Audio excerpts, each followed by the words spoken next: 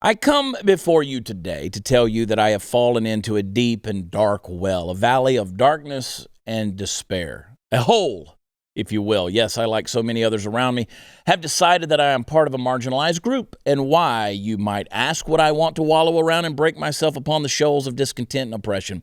Very simple. I did not choose the marginalized life. The marginalized life chose me. Alternately, I've seen that Joe Biden loves to give money to marginalized people, and I'm reaching out to get some of that sweet, sweet pity money.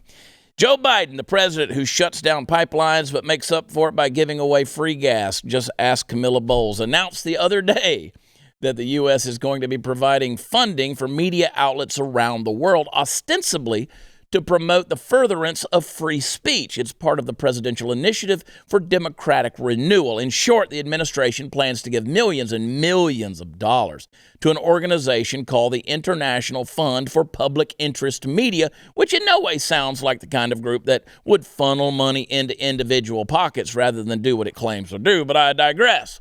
Now, the stated goal here is to commit, quote, critical seed money to the fund to help foster America's commitment to sustain independent media around the world, including those led by and given voice to women and other marginalized groups, which sounds delightful and is the reason I've decided to become a marginalized media personality myself. Also, since the fund is expressly aimed at foreign media, I've decided to change my name.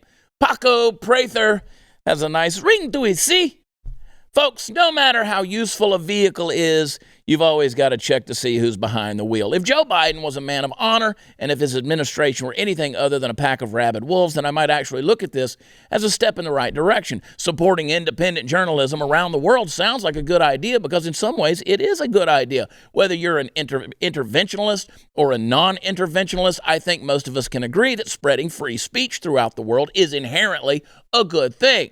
Those countries whom we all regard as the world's most dangerous generally are that way in large part because they have a tendency to smother free speech with a pillow and then shoot a gun through the pillow. But here's my prediction.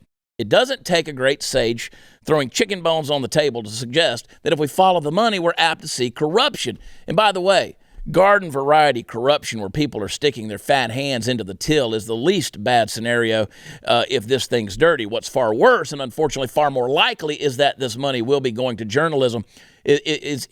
Listen, it's the top-down control sort of way of journalism, right? If this administration can control international narratives half as well as they control the narrative here at home, then we got a bigger problem on our hands. Now, Joe Biden might not be able to put a word together on a Scrabble board to save his life, but his administration isn't entirely shot through with incompetence. There are people within who understand the game. They know how to play it and will be ruthless in their approach to keeping their side of the aisle in power.